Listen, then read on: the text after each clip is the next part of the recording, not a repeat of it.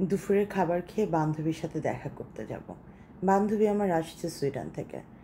আমিও আসছি, কয়েক মাস হচ্ছে, আমার বান্ধবী আসছে প্রায় 1 মাস হতে চললো। তো আমরা দেখা করব করে দেখা করা হচ্ছে না। দুজনকে অনেক মিস করতেছিলাম।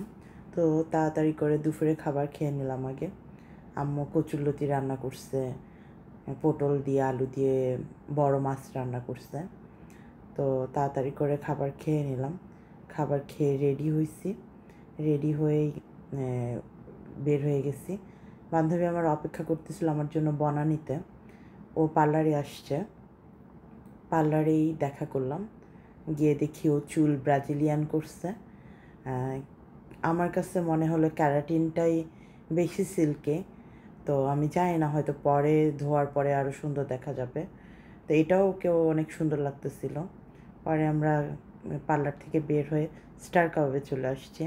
স্টার কাবাবে দুজনে আসলাম, এসে অর্ডার দিয়ে দুজনে একটু ঢংঢাং করে ছবি তুলতেছি, ভিডিও করতেছি, আর খাবার আসতেছে, খাবারের জন্য অপেক্ষা করতেছি।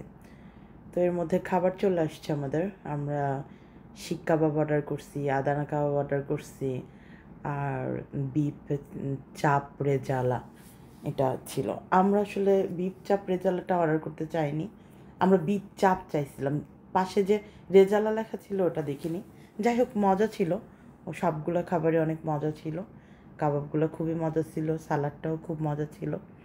তো মজা করে আমরা খাবার খেলাম। স্টার কাবাবের খাবার সবসময়ই খুব মজার, এটা আসলে নতুন করে বলার কিছু নাই, সবাই জানেন আপনারা। খাবার খেয়ে আমরা বাইরে বের হয়ে গেলাম।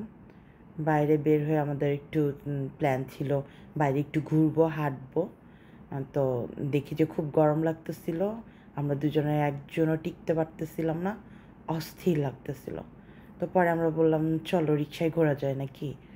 না, আবার পরে চিন্তা করলাম না থাক, দরকার নাই, রাত হয়ে গেছে, আমরা বাসায় চলে যাই। কারণ রিক্সায় ঘুরলেও ওই গরম একটা অস্থির ভাব, ওটা আমরা নিতে পারতেছিলাম না। কারণ সুইডেনে এত বেশি ঠান্ডা আর এখানে অস্থির গরম। তো বাসায় চলে আসলাম, আর দেরি করিনি। রাতের বেলা বাইরে একদম অস্থির গরম, গা জ্বলে যাচ্ছিল।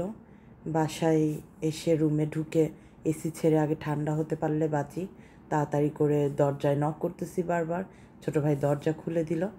তো আজকে এই পর্যন্তই। থ্যাংক ইউ সবাইকে, ভালো থাকবেন সবাই, আবার দেখা হবে ইনশাল্লাহ।